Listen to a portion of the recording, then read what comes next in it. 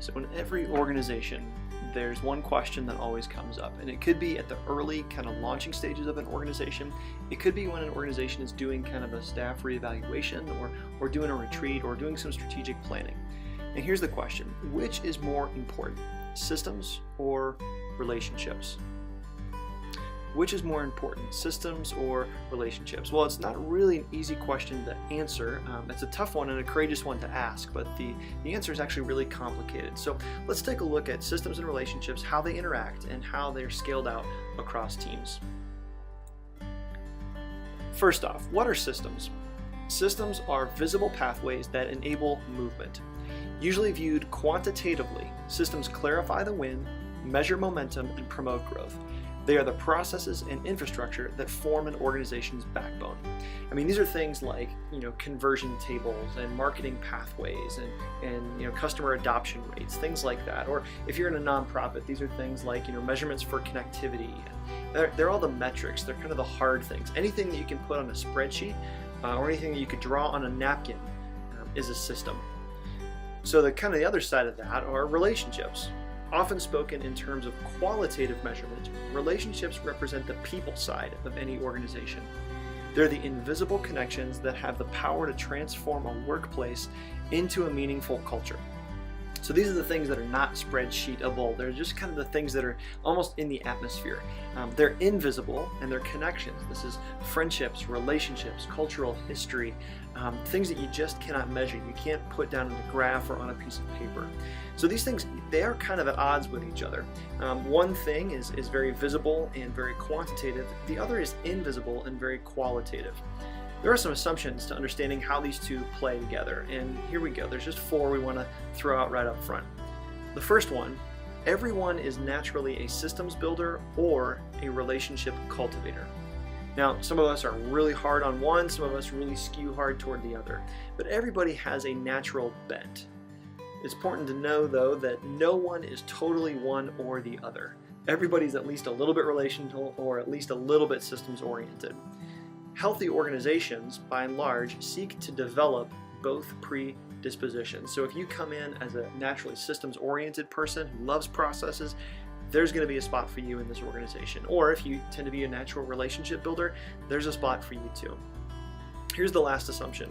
Any individual or organization can become more balanced.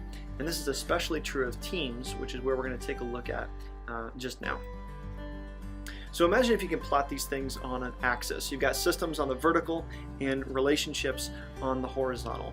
And here's like a look at your team. Let's say you have a team made up of 9 people, and they are really scattered all across this axis. Some of them are more relational oriented, some of them are systems oriented, some of them are lower capacity in one or higher capacity in another. Let's break this down a little bit further.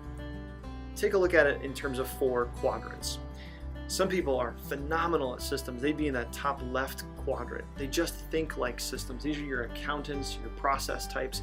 Others are just super relational. These are your customer service types or your forward-facing people. They're on the far kind of bottom right axis, super competent. You've got some people that are growing, and in this case, there's only one person we'd say is in a negative quadrant.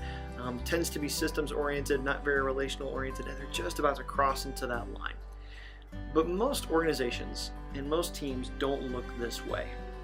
Let's take a look at kind of some dominant themes, and then we'll look at what is really ideal. Here's the first dominant theme we'll take a look at. This is relationship heavy, systems poor.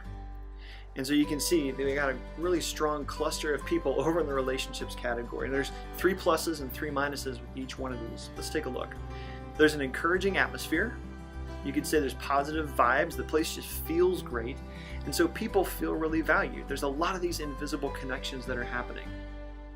But the outlier, in this case it's that systems person who's kind of sitting over there by himself, the outlier struggles to implement. I've got a lot of great ideas, I want to build stuff, but I just can't get stuff in motion. And so therefore growth is limited because of momentum vacuum. It's like we just can't, we all love each other, but we just cannot go. And so the conclusion is nothing seems to really stick. It's hard to see where we've seen progress because we're so relationally oriented, but the systems are just a big gap. Well, let's take a look at the other extreme. This would be an organization or a team that is systems heavy but relationship poor. And so you see lots of structure. I mean, these people know how to clarify the win. They know exactly what they're looking for. There's measured productivity. They can chart things from year to year, how things look different. And so there's an awareness of growth wins. Everybody knows what a win looks like. But here again, the outlier feels alone. This one person way down in that relationships category, she feels like she's the only one there who really has a soft touch for their organization.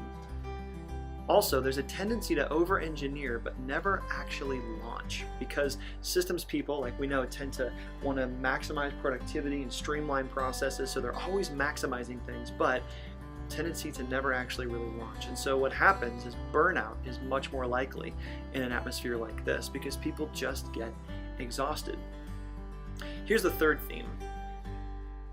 We just kind of move these employees or these people around, and we come to a place where it's balanced but mediocre. And here's what this looks like. There's a strong potential. There is a clustered and close culture. There's a unified experience and passion. So if you want to think about the positives here, this is like a startup company. They don't have a whole lot of relational capital or systems in place, but man, they are all together, and they may be young and excited, but man, they're ready to go. But there is a limited bank of expertise. The systems are not in place yet. There's a lack of relational capital. They haven't really bonded yet as a team, and even outside of their organization or team, there's not a lot of relationships to really leverage. And so they struggle towards sustainability.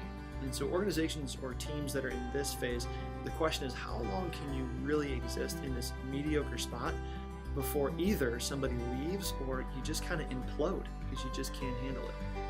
So here's the last theme that we want to take a look at, and this is what we're really driving toward. This is what we would call balanced and strong. Balanced and strong, it's fairly obvious what the high points are. There's high potential for success here because you've got a team that's all over the place. There's a balance here, what we can see. You've got people that are high relationally, high systems, and then there's that group of four that are really kind of great at both. And so their strengths actually complement each other. It's likely that the person who's high relationally, low systems is going to actually get along well with the person who's high systems and low relationship, just because there's a close connection. There's less distance between the X's there.